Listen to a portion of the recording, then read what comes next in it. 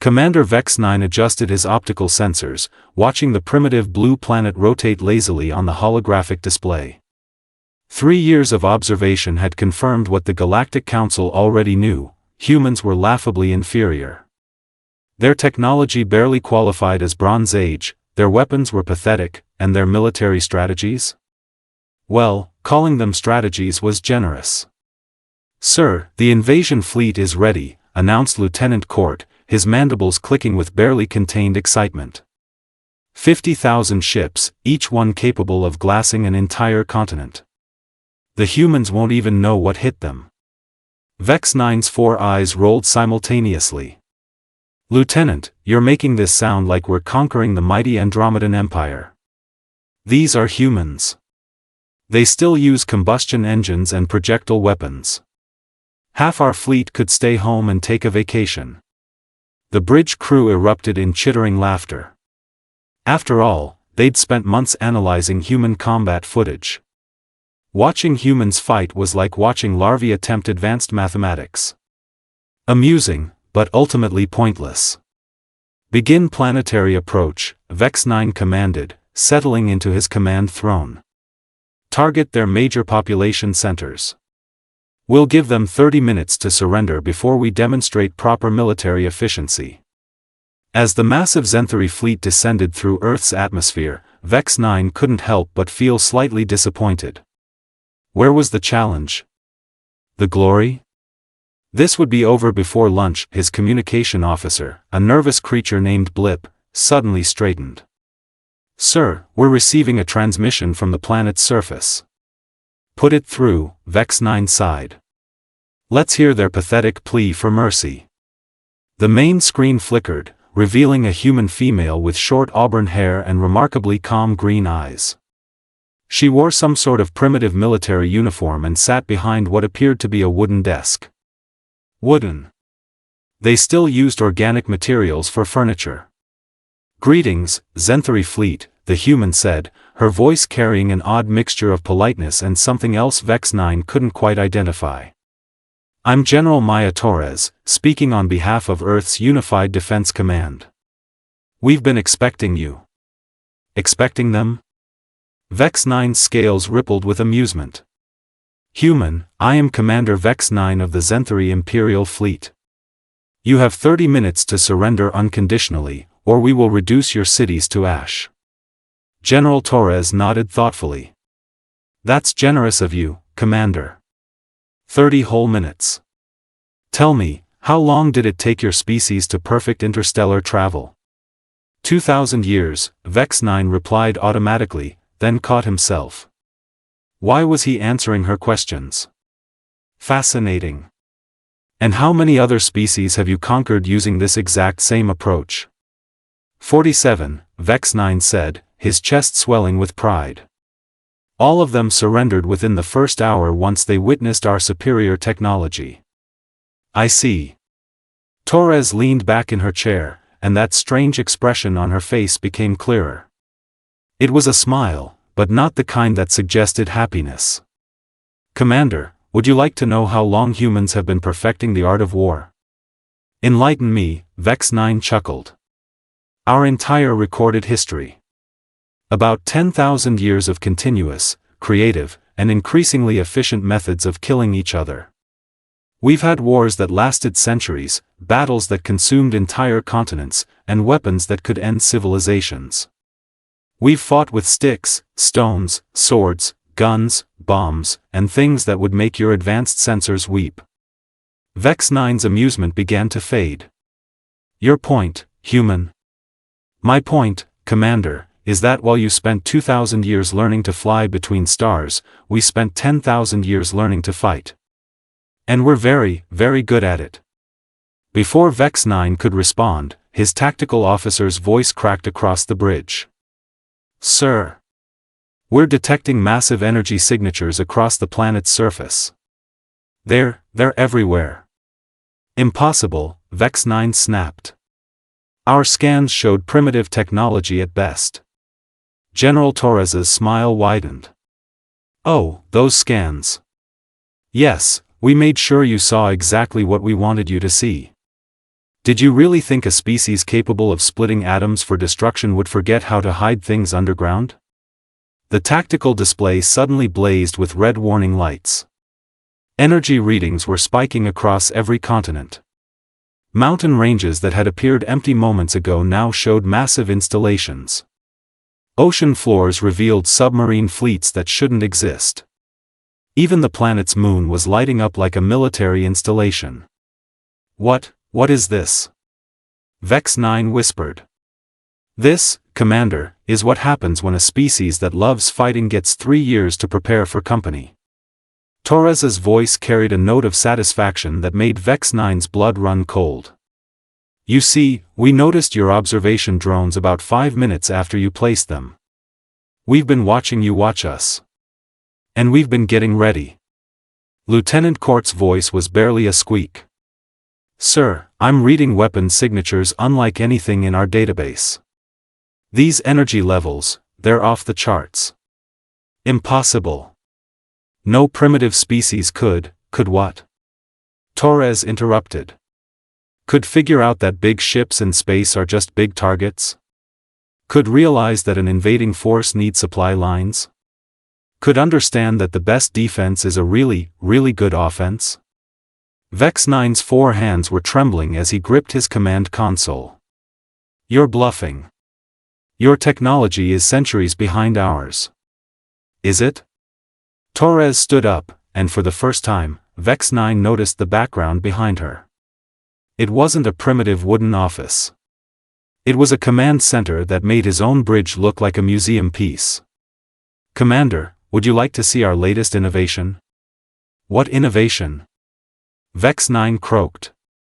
We call it the Friendship Program. It's quite simple, really. We took your own shield technology, reverse-engineered it, improved it, and then built it into every major city on Earth. But here's the clever part, we didn't just make shields. We made them bidirectional. Bidirectional? They don't just keep energy out, Commander. They keep it in. Every shot you fire at us gets absorbed, stored, and redirected back at you with compound interest. Think of it as the ultimate return policy. Vex-Nine's tactical officer was now frantically manipulating his controls. Sir, the humans are right. Every city is showing massive shield generators, but they're configured in ways our computers can't even model. And the energy signatures, they're using our own technology against us. But that's impossible. Vex-Nine shrieked. It takes centuries to understand Zenthari technology. Torres laughed, and the sound was anything but reassuring. Commander, you really don't understand humans, do you? We don't spend centuries understanding technology. We spend weeks figuring out how to break it, months learning how to improve it, and years wondering why anyone would build something so inefficient in the first place. The bridge erupted in alarm as proximity sensors began screaming. Ships were appearing on their scanners, rising from the planet's surface like angry wasps from a disturbed nest. But these weren't the primitive craft they'd expected. Sir. Court's voice cracked completely. Those ships, they're using our own engine technology, but the power outputs are 3 times higher than anything we've ever achieved. How is that possible? General Torres's image leaned forward. Simple. We looked at your engines and asked ourselves a very human question: what if we removed all the safety protocols and just made them go faster? Turns out, when you're not worried about your ships lasting for centuries of peaceful exploration, you can make them do some very interesting things. Vex-Nine's world was spinning. This violates everything we know about technological development. Does it? Torres shrugged. Or does it violate everything you know about human development? Commander, has it occurred to you that maybe, just maybe, your 47 previous victories were against species that actually cared about preservation, peace, and sustainability?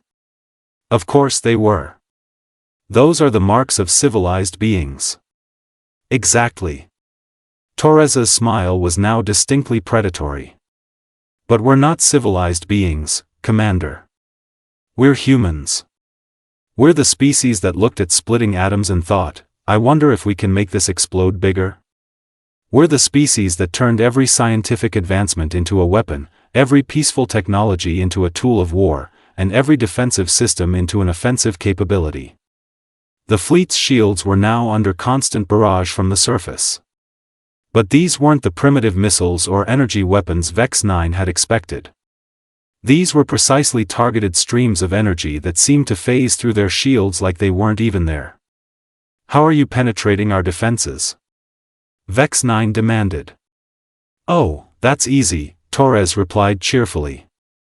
We studied your shield frequency for 3 years. Then we built weapons that operate on the exact same frequency. Your shields think our weapons are friendly and let them right through. We call it the Trojan Horse Protocol. Vex-9's communications officer suddenly looked up in terror. Sir, we're receiving similar transmissions from the other 46 species you've conquered. They're all asking for human military advisors. What? Torres nodded approvingly. Yes, we've been quite busy these past 3 years. Funny thing about oppressed species, they're very interested in learning new ways to fight back.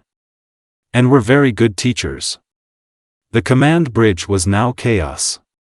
Damage reports were flooding in from across the fleet. Ships that had been invincible for millennia were being systematically disabled by a species that shouldn't have been able to scratch their paint. This is impossible. Vex-9 screamed. You can't defeat us. We're the Zenthari Empire. Torres corrected gently. You were the Zenthari Empire. Now you're the Zenthari learning experience. As alarms blared and his mighty fleet began to retreat in disorder, Vex-9 realized he'd made a fundamental error.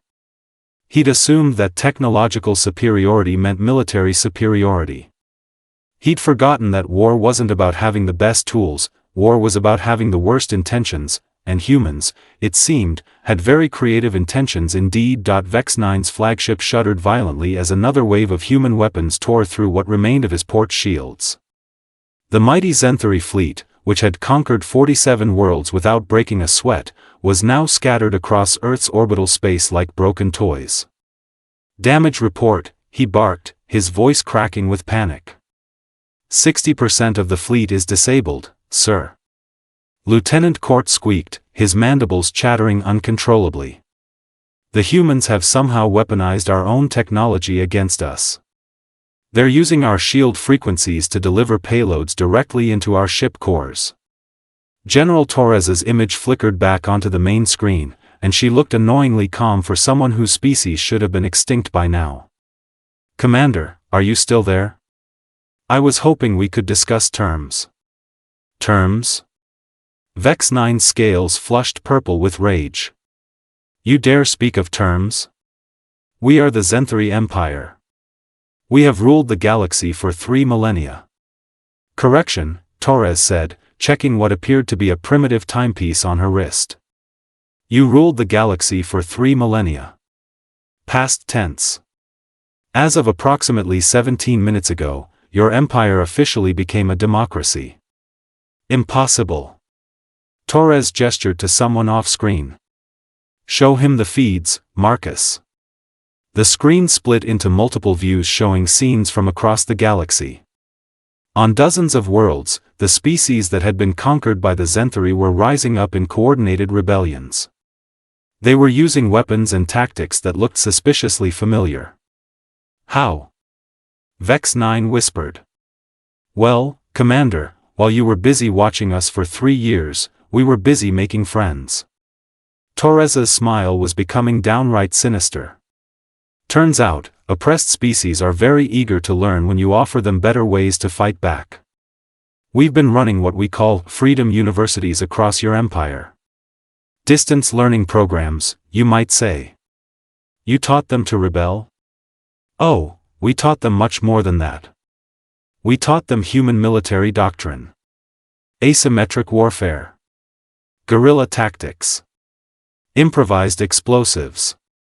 Psychological operations. All the greatest hits from our extensive catalog of creative violence. Blip, the communications officer, looked up with terror written across his features. "Sir, we're receiving surrender broadcasts from 17 colonial governors. They're asking for asylum.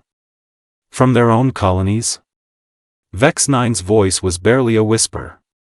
"Apparently, the colonized species have declared independence and are offering to trade colonial governors to Earth in exchange for military training programs," Torres explained helpfully. "We're considering it. Some of your governors have been quite informative about Zenthari military weaknesses."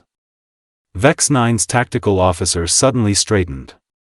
"Sir, I'm detecting massive energy signatures from the edge of the solar system. Multiple fleets approaching. Reinforcements." Vex-Nine's spirits lifted momentarily. "The second and third armadas. They'll show you primitive humans what real power looks like." Torres looked genuinely puzzled. "Reinforcements? Oh, Commander, I think there's been a misunderstanding. Those aren't your reinforcements." The tactical display updated, showing the approaching fleets. Vex-Nine's four eyes widened in horror as he recognized the ship designs. Andromedan. Rigelian. Centauri. Vegan. Species that had been neutral in galactic affairs for centuries. "Allow me to introduce our allies," Torres said pleasantly. "It's amazing how many species become interested in military partnerships when you offer to share technology that can defeat the Zenthari Empire. You allied with them against us? We allied with them against oppression, Commander. There's a difference. Although I suppose from your perspective, the end result is the same." Vex-Nine's command staff was now in full panic mode. Reports were flooding in from across the galaxy. The Zenthari Empire wasn't just losing a battle, it was collapsing in real time. "This is insane!" Vex-Nine screamed. "You're one primitive species. You can't reorganize galactic civilization in 3 years. Can't we?" Torres leaned forward. "Commander, you're still not understanding what makes humans different. We don't just fight wars. We fight every war that's ever been fought, simultaneously, in our heads, all the time. We plan for conflicts that haven't happened yet. We prepare for enemies we haven't met.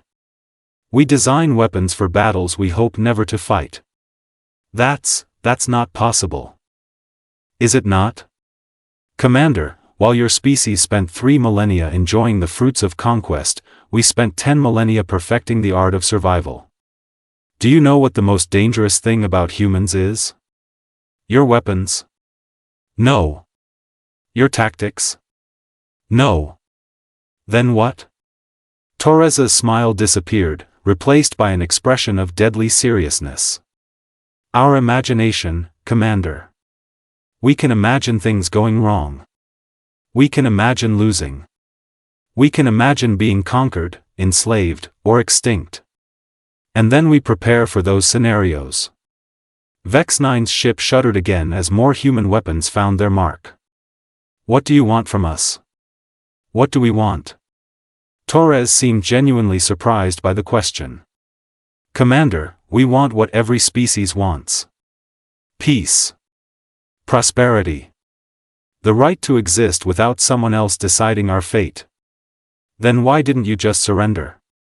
We would have given you a place in the Empire. Because, Commander, we've read your history. We know what happens to species that surrender to the Zenthari Empire. They become servants. Their cultures disappear. Their children are raised to worship Zenthari values. They cease to exist as independent beings. That's civilization. That's progress. That's assimilation. And humans don't assimilate well. We're very stubborn that way." Lieutenant Court looked up from his console, his voice barely audible. "Sir, the fleet is requesting permission to retreat to the outer rim." "Granted." Vex-Nine snapped. "Full retreat. We'll regroup and, Commander," Torres interrupted. "I'm afraid retreat isn't an option." "What do you mean?" Well, you see, we've been monitoring your fleet's fuel consumption for the past 3 years. Very interesting data. According to our calculations, you have enough fuel to reach, about halfway to the nearest Zenthari world. Vex-Nine's blood ran cold. Impossible. Our ships carry enough fuel for round trips to any target. They did, Commander. But you see, we've been introducing a small modification to your fuel supply. Nothing dramatic. Just a little additive that increases consumption by about 30%. We call it the Oops protocol. You sabotaged our fuel? We improved it, Commander. It burns much more efficiently now. Unfortunately, it also burns much faster. Think of it as performance enhancement. The bridge fell silent except for the sound of various systems failing. Vex-Nine's mighty invasion fleet was now stranded in the gravity well of a species they'd intended to conquer in 30 minutes. So what happens now? Vex-Nine asked, his voice barely a whisper. Now, Commander, you have a choice. You can sit here in your ships until your life support fails, or you can accept our terms for surrender. Surrender terms? Very reasonable ones, actually. Complete disarmament. Full disclosure of all Zenthari military technology. Assistance in liberating the remaining Zenthari colonies. And most importantly, participation in what we're calling the Galactic Rehabilitation Program. What's that? Education, Commander. We're going to teach your species what we've learned about coexistence. About cooperation. About solving problems without immediately resorting to conquest. Vex-Nine's shoulders sagged. And if we refuse? Torres's expression became sympathetic. Then you'll drift here in space until your ships become monuments to the dangers of underestimating humans. Future species will visit them as tourist attractions. The Zenthari Fleet Memorial, a cautionary tale about picking fights with creative species. You would leave us to die. Commander, we would prefer not to. But we also won't allow you to return to your empire and prepare for round 2. We've seen this movie before. The sequel is never as good as the original. Vex-Nine looked around his bridge at his defeated crew. 3 years ago, they'd been the masters of the galaxy. Now they were stranded refugees in the territory of a species they'd barely considered worth their attention. I need time to consider your terms. Of course, Commander. Take all the time you need. But keep in mind, your life support systems are now running on emergency power. We estimate you have about 48 hours to decide. The screen went dark, leaving Vex-Nine alone with his thoughts and his ruined empire. Lieutenant Cord approached hesitantly. Sir, what are your orders? Vex-Nine stared at the tactical display, watching as human ships moved with precision and purpose around his scattered fleet. They weren't celebrating their victory. They weren't gloating. They were simply waiting. Court, he said finally, in all our military archives, is there any record of a species that defeated the Zenthari Empire? No, sir. We've never been defeated. Then I suppose we're about to make history. Vex-Nine activated the general communication system. All ships, this is Commander Vex-Nine. Prepare to transmit unconditional surrender to the human fleet. As the surrender broadcasts went out across the system, Vex-Nine couldn't help but reflect on the irony. The Zenthari Empire had fallen not to superior technology or overwhelming force, but to a species that had spent their entire existence learning to fight impossible odds. Humans, it turned out, were very good at being the underdog. They'd had lots of practice.